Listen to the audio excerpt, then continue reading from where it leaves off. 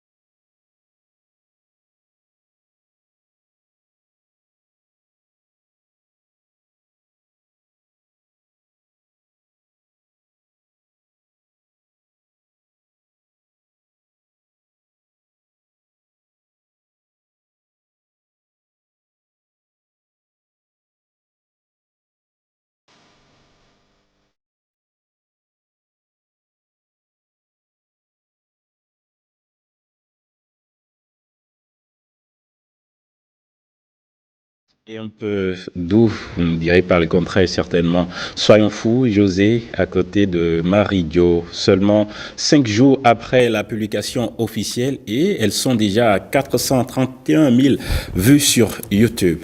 Place à la première rubrique, place au premier plateau, bien-être.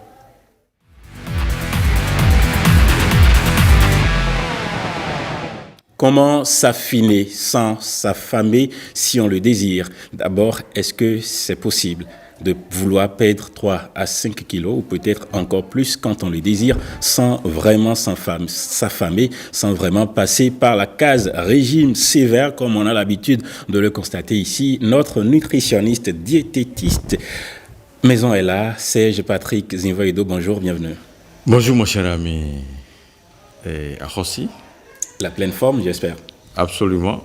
D'accord. On a le souffle et on s'agite pour le moment. Très bien. Aujourd'hui, on s'adresse exclusivement à ceux qui désirent perdre du poids de façon volontaire. Ceux qui peut-être n'ont pas réussi à garder la ligne comme certains, comme moi, et qui un jour décident de baisser un peu les kilos. Comment faire sans s'affamer? Voilà. Est-ce que d'abord c'est effectivement possible de maigrir sans passer par la case régime sévère, comme on a l'habitude de le constater à côté de nous? Ah oui, c'est possible. Il suffit seulement d'avoir le concept de la discipline en soi, discipline gastronomique, et manger en grammes. Il faut avoir la culture de manger en portions. Et non en kilogrammes. Et non en kilogrammes. Voilà, mais le son bien sûr. Bien sûr. Et là, il faut commencer par réfléchir sur la portion. Et on n'a pas cette habitude au Bénin, mais généralement l'Africain n'a pas cette habitude. Donc, la première des choses d'abord, quand tu as le poids, il faut aller rencontrer un nutritionniste, un diététicien ou un cardiologue. C'est ça. Ou même un médecin généraliste. Et l'IMC, l'indice masse corporelle, c'est 18-25. Ok. La norme, c'est 18-25. Donc, quand tu dépasses déjà 25, on suppose que tu es à 27, ça veut dire que tu es dans le poids, dans le surpoids. C'est ça. Et aussi, tu te retrouves peut-être à 30, 35, 40, ça veut dire que tu es dans l'obésité. Wow. Donc, tu dois faire tout possible pour revenir au moins à 25. Et quand tu reviens à 25, ça veut dire que tu as le poids stable.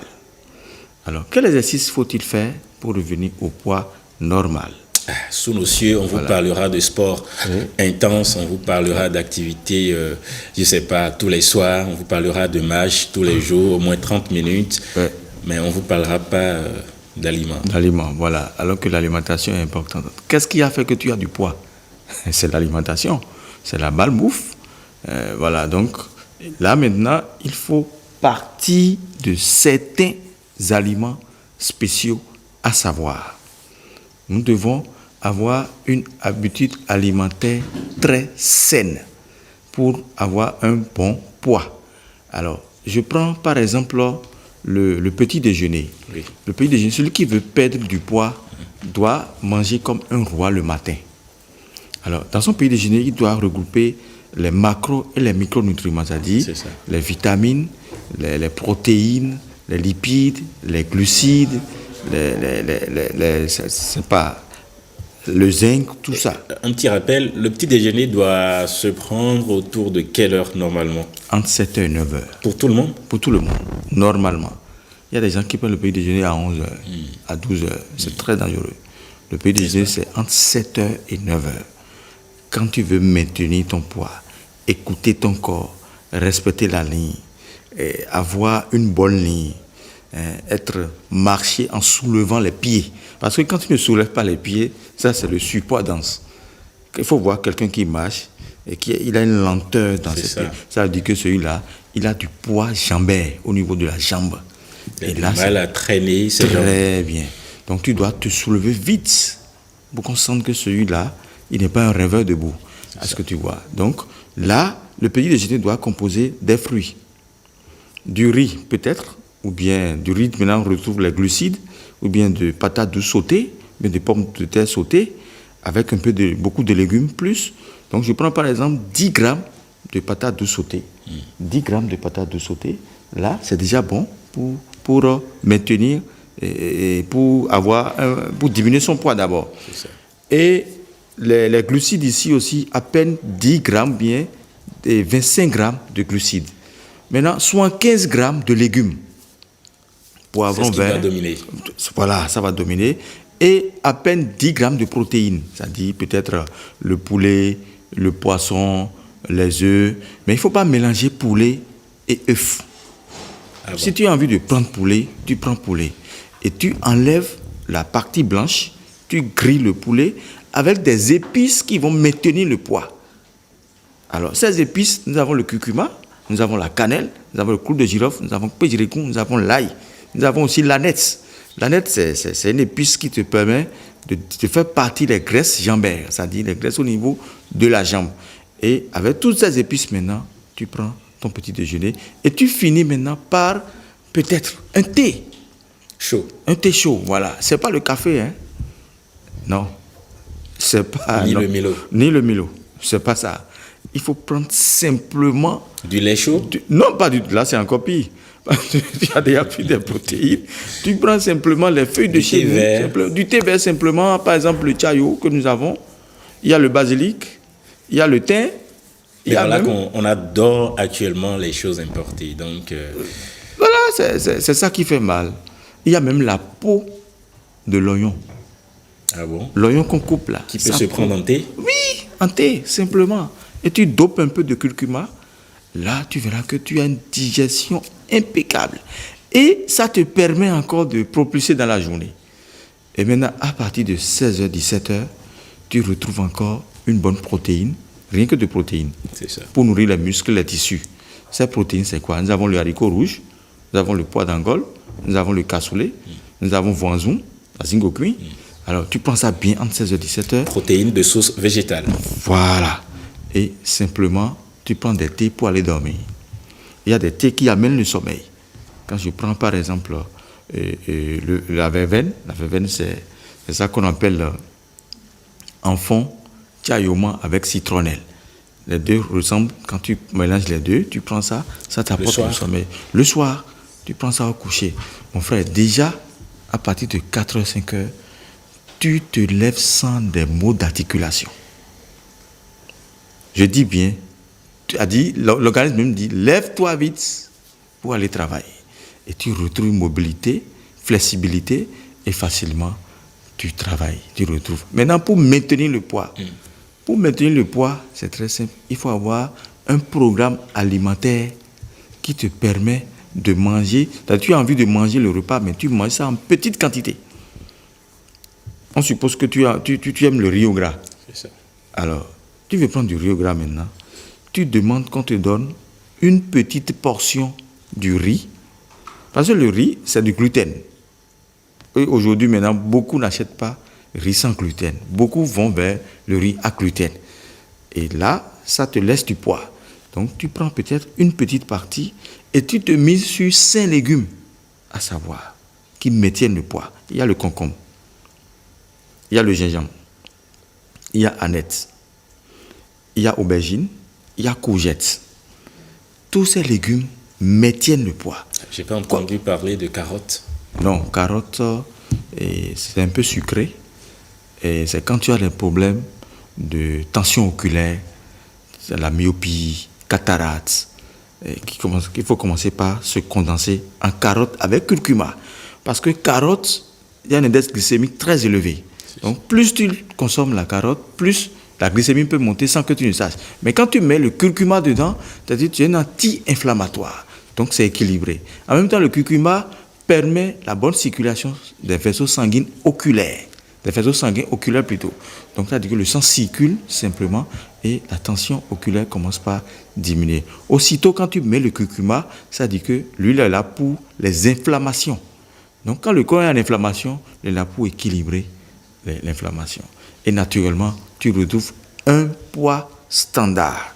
Et ça te permet de retrouver ton ancien costume, tes tenues que tu avais l'habitude de porter, tu ne peux plus porter. Et là, ça veut dire que tu te contrôles, tu t'autodisciplines et simplement, quand tu fais un bilan, tu as toujours des résultats convaincants. Mais est-ce que tout le monde a besoin de vouloir s'affiner? Tout le monde a besoin de maigrir? Non, tout le monde n'a pas besoin de maigrir. C'est seulement si tu vas à l'hôpital et tu constates, ou bien en toi-même, tu constates que tu prends du poids. Là, il faut commencer par te discipliner.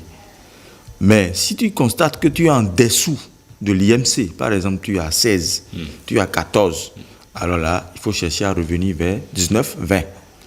Donc, tu es obligé de prendre les soja, du pain, du riz. Tu peux manger un peu en ville.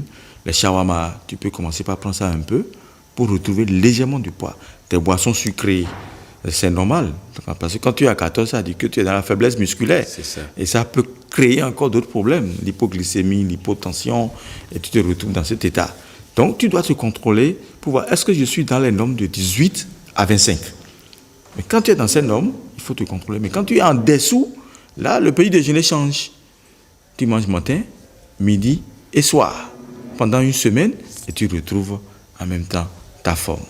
Voilà. Très bien. Vouloir s'affiner sans s'affamer, c'est bien possible.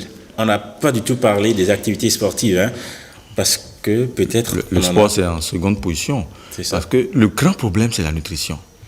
Tout ce qui se passe aujourd'hui. Parce que la toute première des recommandations que l'on a peut-être en entreprise ou en ami, en famille, je veux dire, quand vous demandez à maigrir, vous demandez des conseils pour vous affiner, on dit commencez par faire le sport, il faut aller à la salle de gym, il faut courir, il faut marcher, c'est les premiers conseils. Alors qu'en réalité, ça doit passer en second plan. Les deux vont de pair. C'est ça. On suppose que on te dit de faire le sport.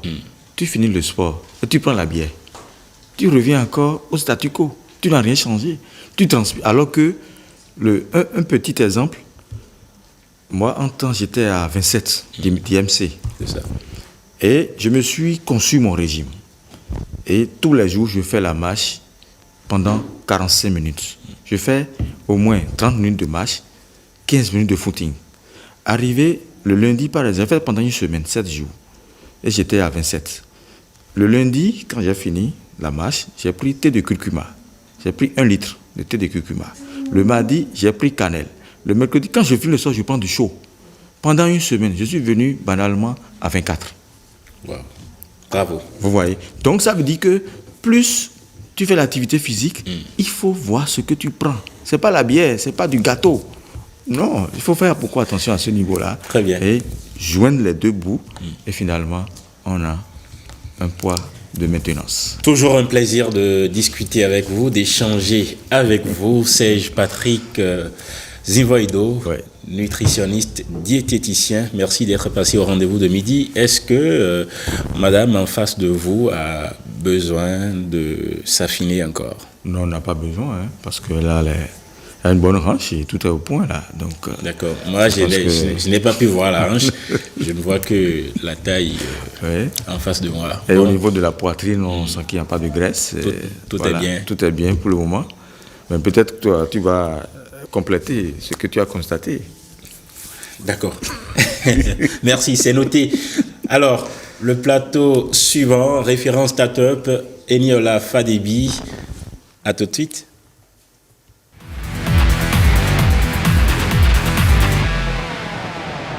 Eniola Fadebi, référence Startup du jour. Nous parlons dans cette rubrique d'un modèle en entrepreneuriat. Vous parlez de repas, vous parlez de ce qu'on peut manger.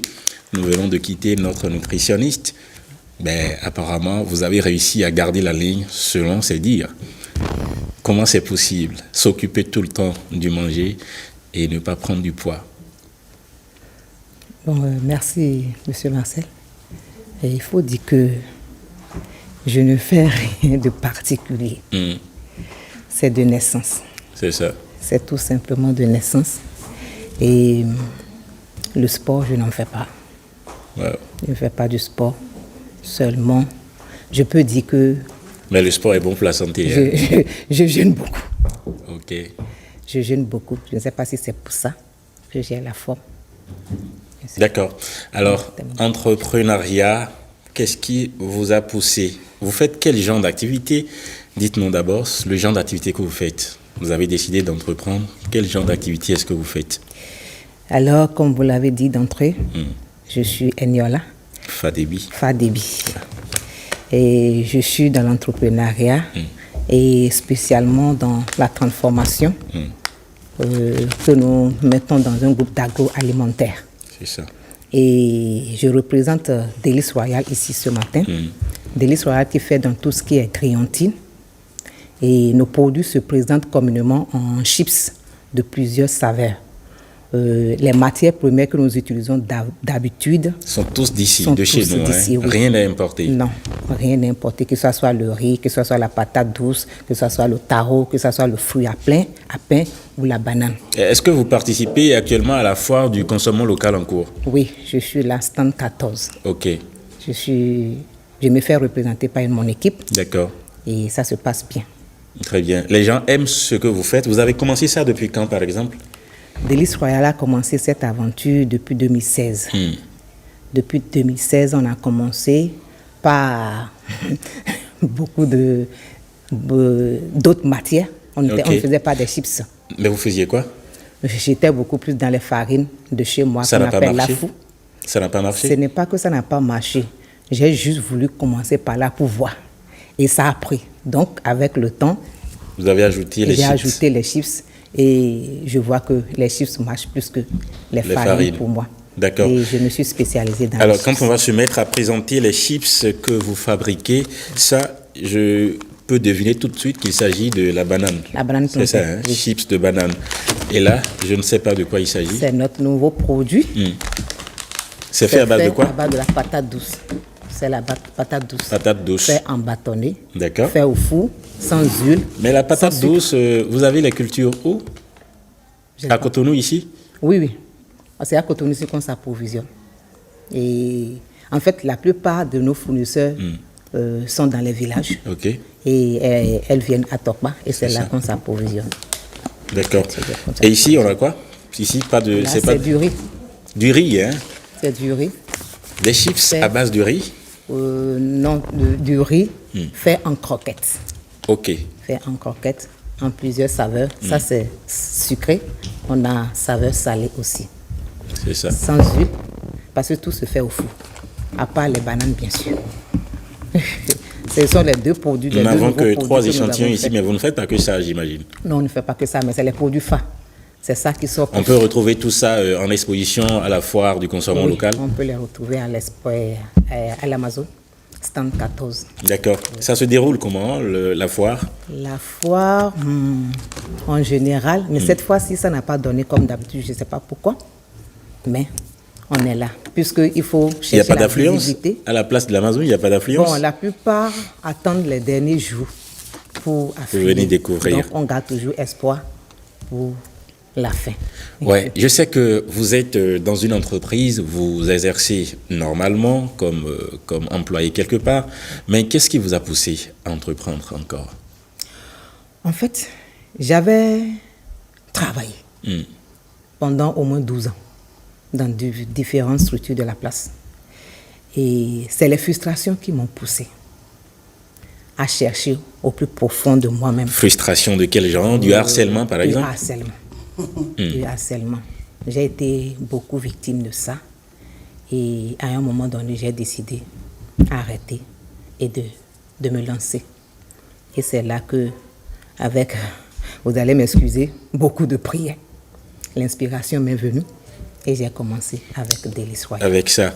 Et aujourd'hui, comment est-ce que vous vous sentez, la vie d'aujourd'hui, mieux par rapport à la vie en entreprise? Je ne dirais pas ça. Ça dépend de là où Dieu vous veut. Oui, c'est beaucoup plus ça. Parce que le stress qu'on gère en tant qu'entrepreneur, parce que vous avez dit que travailler pour quelqu'un ne vous arrange pas. Et vous êtes lancé. C'est ça. C'est un défi. Bien sûr. Qu'il faut tout faire pour relever. Du coup, c'est beaucoup de stress. Je suis d'accord. Pour pouvoir atteindre les objectifs. Le nouveau emploi que j'occupe aujourd'hui, je suis en train de faire à peine 3 mois. J'ai accepté parce que c'était un besoin. Okay. Et j'avais de quoi à servir l'entreprise. C'est pour ça que j'ai accepté. Quels sont... Et là, j'ai beaucoup plus de valeur aujourd'hui. Vous avez beaucoup plus de valeur. J'ai beaucoup plus de valeur. Je suis plus considérée et j'aime ce que je fais. Parce que Eniola est d'abord elle-même avant d'aller dans une entreprise. On a beaucoup plus de valeur. Yeah. C'est ça, hein? J'ai noté ça. Et aujourd'hui, quels sont les types de clients que vous avez, qui sont ceux qui sont vos clients? Nous avons beaucoup plus l'extérieur. Okay. Je vais même dire que c'est eux qui vous en exportez déjà? Oui, oui. Wow. La banane épicée. Ceci? Oui, parce que c'est la banane mûre assaisonnée d'épices. Les gens en raffolent. C'est ça qu'on exporte beaucoup. Et ici, au Bénin, c'est beaucoup plus les supermarchés. Que vous approvisionnez? Oui, qu'on ravitaille. Je vais dire que c'est les grandes surfaces qui distribuent nos produits. Merci, Eniola Fadebi, Délices Royales. Ouais, vraiment, et notre credo, c'est le goût d'un plaisir croustillant. Le goût d'un plaisir croustillant, un goût que je vais certainement retrouver à la descente de ce plateau. Mesdames, Messieurs, ce plateau de rendez-vous de midi se poursuit tout de suite. La petite histoire du jour que nous amène Jennifer Sativi, vécue.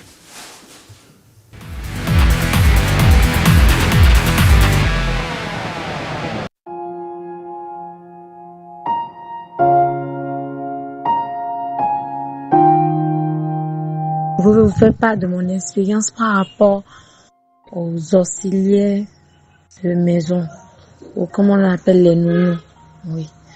Parce que moi, au début de ma relation, 2 ans après mon mariage, donc j'étais tombée enceinte et mon mari tellement exigeant, donc ne voulant pas que j'aille rester dans sa belle famille, auprès de ma maman. Donc, a voulu qu'on puisse prendre une aide auxiliaire de maison. J'ai contacté une agence pour pouvoir m'aider à trouver une auxiliaire ou genre comme une nounou.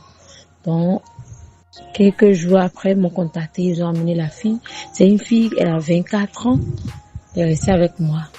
Une fille, bon, là, elle est naïve, mais intérieurement, un peu renfermée, c'est pas, elle sourit à peine, elle ne parle pas beaucoup. 2-3 semaines après son arrivée, donc, cette fille, elle a changé complètement. On la commande des bouts, on fait tout les renfins, la mine, jusqu'à ce que elle a même brûlé les chemises, quelques chemises de mon mari. Et vraiment, mon mari était tellement en colère et je me suis excusée auprès de mon mari. J'ai plaidé pour elle auprès de mon mari et c'est calme. Mais quelques jours après, mon mari s'est approché de moi pour dire que lui ne sent pas trop la fille, que de la renvoyer, que c'est une fille, elle est un peu hypocrite. Et je dis non, bon, ouais, non, comme nous on est attachés, nous les femmes, les mamans, on se dit non, tout ira bien. Bon, elle dit d'accord. Et après cela, il y a eu un petit incident à la maison et elle boudait, donc mon mari a intervenu et il a crié tellement fortement, mais en tout cas, on s'est un peu rentré dedans et dit non, qu'il ne devrait pas crier sur la fille, ou bien c'est quoi, ou bien il a fait des avances à cette dernière et elle n'a pas su dire oui, c'est pourquoi il est toujours grognon envers cette fille. Jusqu'on était là, jusqu'à ce que j'ai accouché. Un soir, il y a le bébé qui le fait coucher dans la chambre. Donc, il y avait eu des invités, ils sont venus, donc je les recevais. Quand le bébé a commencé à pleurer, il dit, ok, vas-y, va prendre le bébé. Mais elle n'aimait pas du tout prendre, elle n'aimait pas s'approcher du bébé, même pas mettre au dos. Non. Il dit, ok, prends le bébé, nourris-le, là ça bouille déjà à tel endroit, nourris-le, et après cela, mets-le au dos pour qu'il puisse se recoucher. Mais, à ma grande surprise, elle est partie, toujours avec ses yeux quelqu'un qui veut taper, on a mis en colère terrible. Donc elle est partie, moi je l'ai pas calculé. Mais, quelques temps après, mais je n'entendais plus du bruit, tout était calme. Donc, comment j'ai fini avec les étrangers, les invités, ils sont partis. J'ai dit, je fais doucement, je vois, mais attends, pourquoi je ne sens plus rien, qu'est-ce qui ne va pas? Donc, j'ai marché tout doucement et j'ai ouvert légèrement le rideau, je voyais qu'elle écrasait quelque chose, mais elle a ouvert, le biberon était ouvert et l'enfant était couché sur son lit. Et après ça, elle a fini d'écraser le truc, elle met ça dans le papier, elle ouvre le deuxième bout, là, à la tétine, là où elle a ouvert, elle a renversé le liquide du truc en poudre, refermé. Mais elle avait pris le truc dans une petite boîte qui était dans sa chambre. Donc quand elle a fait cela seulement, elle a tout fermé, elle a remué, secoué. Elle voulait donner à l'enfant quand j'ai crié, tu fais quoi là? Elle a dit rien. Non, mon cri était tellement si perçant que elle n'a pas, mon cri était si perçant que mon mari qui était au deuxième étage, il est descendu, il dit, mais c'est quoi? Donc, je disais non, que de dire elle n'avouait pas, elle dit non, qu'elle n'a rien fait. Tu as fait quelque chose, dit non, elle ne faisait rien. Mais de là seulement, mon mari était déjà que lui, comme il avait de la relation dans comme ça, il a appelé ses amis, comme ça, de venir. Ils sont venus en moins de quelques minutes et ils ont commencé à poser des questions, tout fait, mais elle n'a pas avoué, elle a nié. Mari était tellement en colère, il me regardait gravement, vous dites, Jean, je t'ai averti, tu vois, mais en tout cas, si quelque chose arrivait, on verra.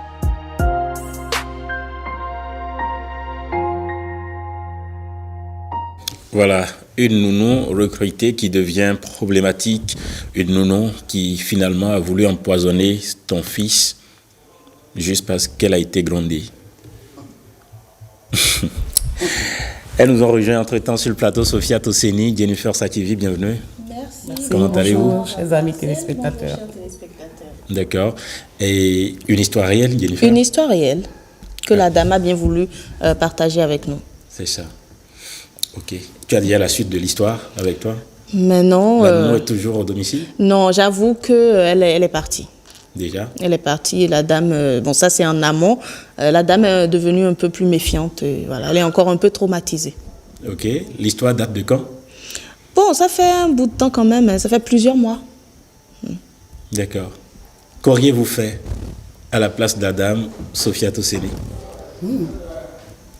Qu'aurais-je fait, moi? Avant d'aller sur ce que je pourrais faire dans ces conditions, vous voulez savoir si je vais surprendre ma nounou? Vous en avez une d'abord? Vous en avez une? Aujourd'hui, non. Vous en aviez eu? J'en avais eu. Ok. J'en avais eu. Mais finalement, elle n'est plus là. Non, elle n'est plus là. Vous Et n'avez plus besoin d'elle. voudrais... Non, aujourd'hui, moi, je suis mémé. Hein. Je n'ai pas besoin de nounou. Et mes filles, ma fille qui a déjà accouché n'a pas de nounou. Parce que je leur disais... Oui, je leur disais. C'est là où je veux en venir. Elle n'en a pas besoin? La petite là, la dame qui raconte l'histoire, elle a été trop imprudente. Il y a des niveaux, il y a des enfants, des gens, quelqu'un à qui tu veux confier ton enfant, tu confies ton enfant pour sortir. Celle-là a ses comportements. Ton mari t'a averti.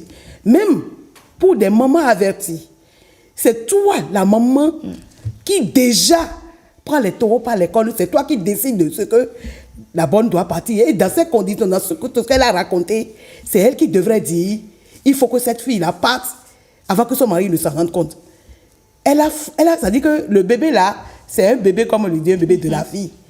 C'est Dieu qui a voulu que ce bébé-là ne meure pas. Sinon, c'est de cette manière qu'elle va perdre son enfant. Moi, j'ai souvent dit à mes filles, je dis, c'est-à-dire que toutes les filles, j'ai suivi un débat hier sur le plateau de ce plateau.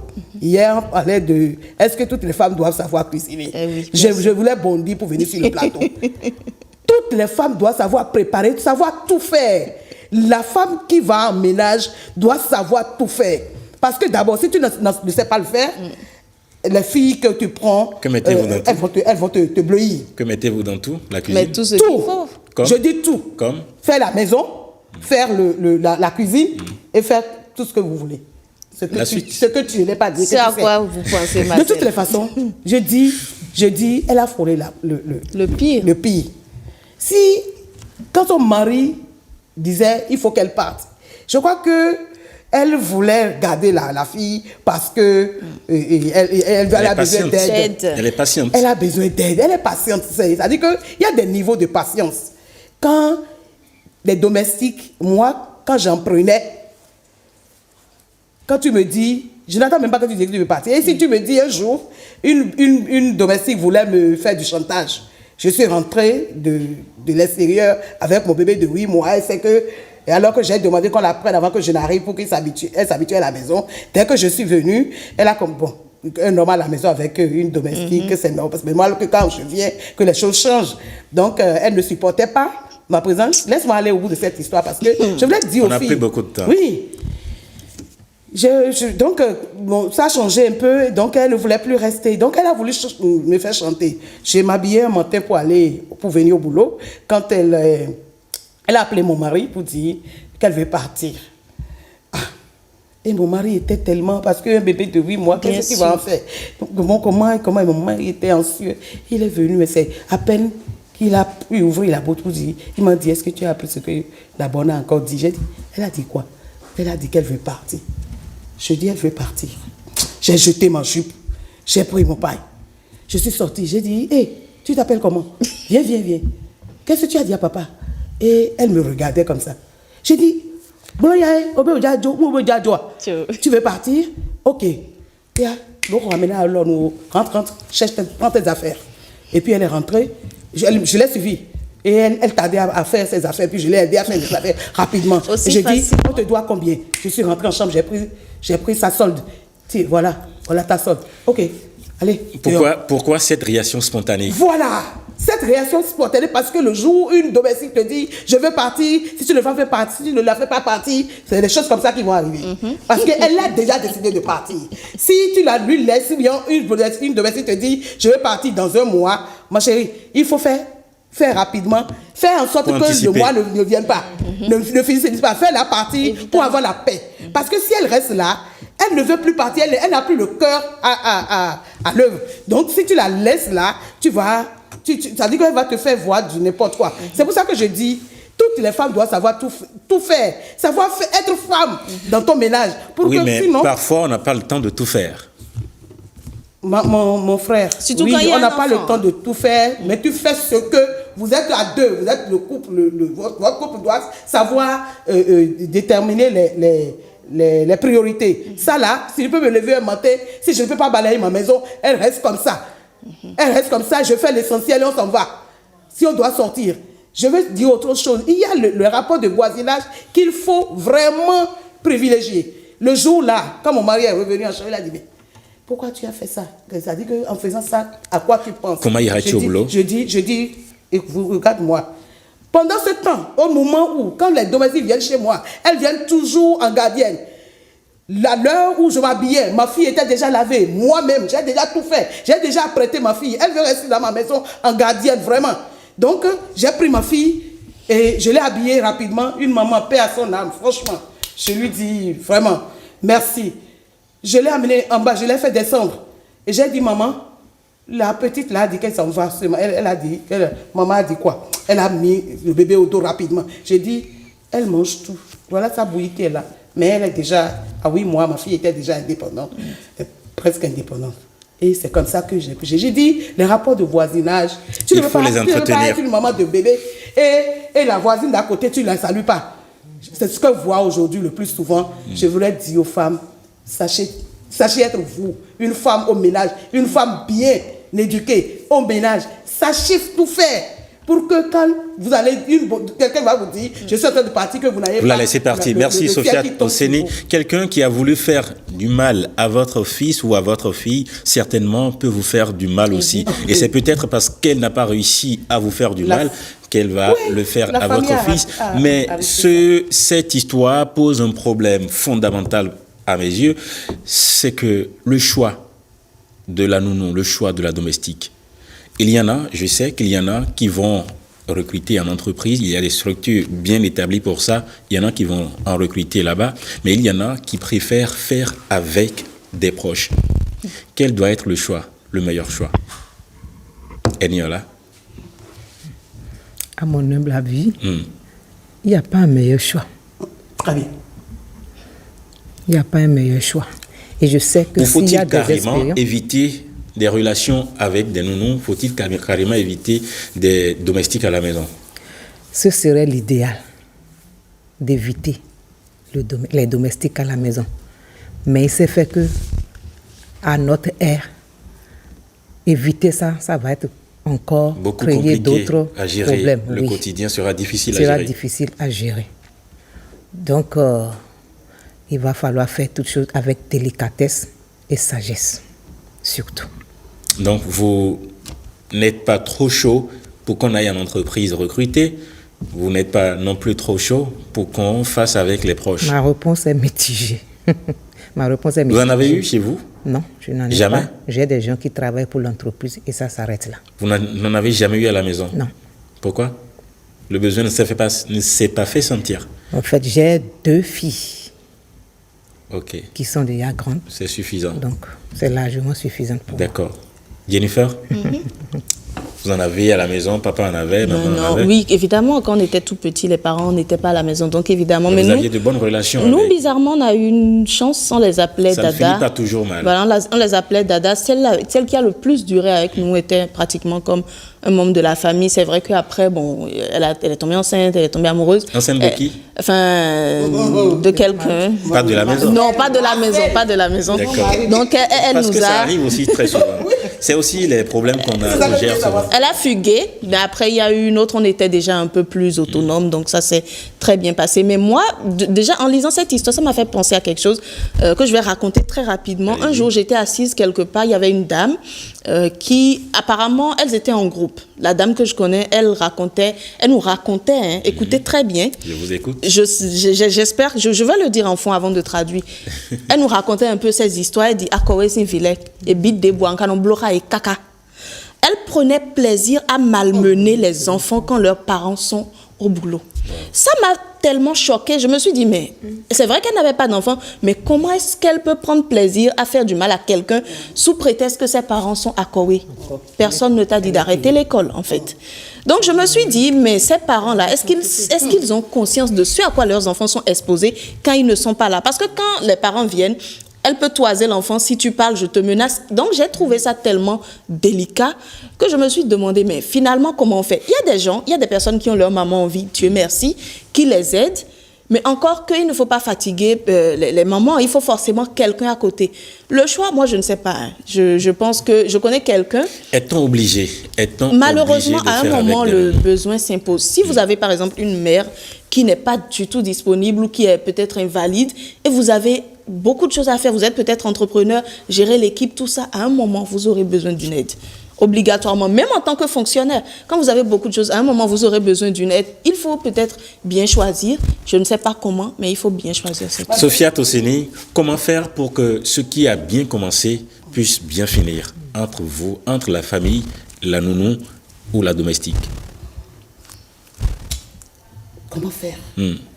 Je veux d'abord aller sur ce que madame... Mais très rapidement, parce qu'on n'a plus beaucoup de temps. Et elle a dit qu'aucun choix il n'y a pas de meilleur choix.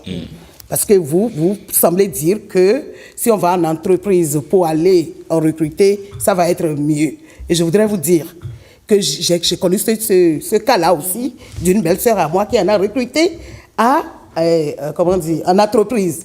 En entreprise, si c'est au Bénin ici, vraiment il n'y a rien. Je ne sais pas s'il y a quelque chose à faire. Pardon, c'est faux. Vous n'avez pas tout parcouru. En tout cas, je vous dis, puisqu'aujourd'hui, elle n'a pas eu de réponse. Ma belle-sœur n'a pas eu de réponse. Elle a amené la domestique à la maison la veille. Le lendemain, elle a laissé la domestique avec sa petite fille de 5 ans. Et elle est sortie. Elle était en train de faire le ménage. Elle passait la serpillière quand elle est sortie. Quand elle est sortie, là où elle était arrivée, en passant la serpillière est restée là avec le seau d'eau. Et puis, quand elle est rentrée, la maison était vidée.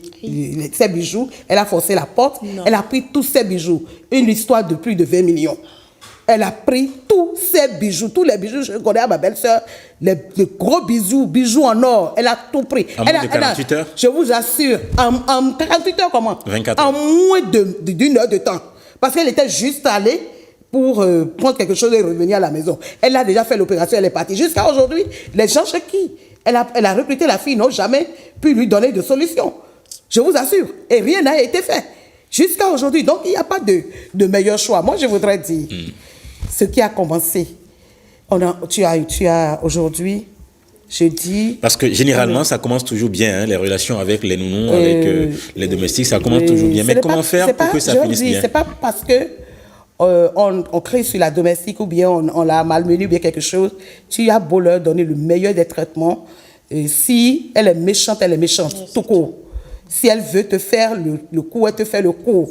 Même si elle dit que moi je dis, si aujourd'hui, je suis contrainte d'en avoir, je prendrai une personne peut-être de très proche que je mettrai chez moi. Et si je vais sortir, nous sortirons ensemble.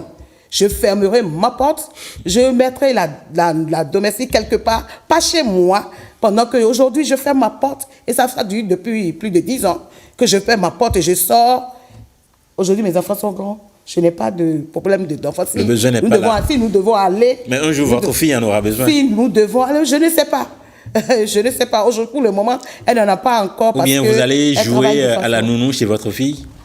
Je ne me vois pas. Je ne sais si elle veut amener sa fille chez moi. Je suis vraiment disponible. Mais je ne me vois pas en train d'aller rester chez elle. C'est mieux, en tout cas. Pour faire pour gérer le rôle de nounou. C'est mieux, c'est Mais mieux. je dis, franchement, aujourd'hui, c'est difficile. Aujourd'hui, les mamans de demain sont les jeunes filles d'aujourd'hui. Je vous dis, mes amis, mes petites sœurs, mes filles, apprenez à être vous-même, à être une femme, une vraie femme, pour que les domestiques, même si vous devez en avoir, ne puissent pas vous marcher dessus. Très bien. Franchement. Eniola, un petit mot pour finir. Oui. Être prudent dans tous nos choix. La prudence. C'est ce que j'allais dire, à défaut de dire être méfiante, parce qu'on ne sait jamais qui est qui.